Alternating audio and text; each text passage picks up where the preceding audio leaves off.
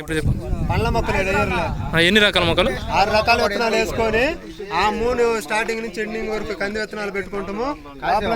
వచ్చేసరికి బెండ మొటిక, మధ్యలో వచ్చేసరికి పత్తి, ఈ చివరి వచ్చేసరికి ముల్లంగి అండ్ తోటకూర అనేది విత్తనాలు వేసుకోవాలి. తర్వాత ఏం వేసుకుంటారు? ఈ 6 రకాల విత్తనాలు వేసుకొని ఇటు వచ్చినటువంటి వాటర్తో ఈ మొక్కలు అనేది తీసుకొని ఇవి పంట తీసుకోవడానికి వీలు ఉంటుంది. ఆ చివరి నుంచి ఆ చివరి దానికి కంది ఎదురు ఆ మూనికి. ఈ లోపల వచ్చేసరికి బెండ మటుక 1 by 1 పెట్టుకోవాలి. మధ్యలో వచ్చేసరికి పత్తి పెట్టుకోవాలి. ఈ చివరి వచ్చేసరికి ఈ చివరి అంతలో అంటే పత్తి కాదు, మన మీ ఏరియాలో ఏది అనుకోవాలో అది పెట్టుకోవటం. ఈ ఏరియా సంగతి చెబుతున్నా. తర్వాత వచ్చేసరికి ఈ కింద అంచున వచ్చేసరికి ముల్లంగి, తోటకూర వేసుకోవాలి. అంటే వీటిల్లో స్వల్పకాలిక దీర్ఘకాలిక పంటలు అనేది వేసుకుంటామంటే మనకి తక్కువ రోజులలో వచ్చేది ఎక్కువ రోజులలో వచ్చేది ఉంటుంది. అంటే ఒక పంట పైన కానీ ఒక పంట తీసుకొని రైతు అనేది ఆదాయం చేకూర్చుకోవడానికి దీని యొక్క ముఖ్య ఉద్దేశం.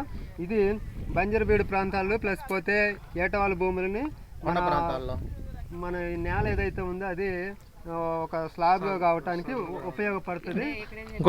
కోతకి గురుకోకుండా భూగర్భ జలాలు అనేది పెంపొందించుకోవడానికి వాటర్ ఇప్పుడు ఆ కాలువలో ఈ కాలువలో అంటే వర్షపు నీరు ఎక్కువైన వర్షపు నీరు అనేది ఈ కాలువలో స్టోర్ అవుతాయి. వీటి ద్వారా కూడా ఈ మొక్కలు అనేది తీసుకొని ఉంటాయి.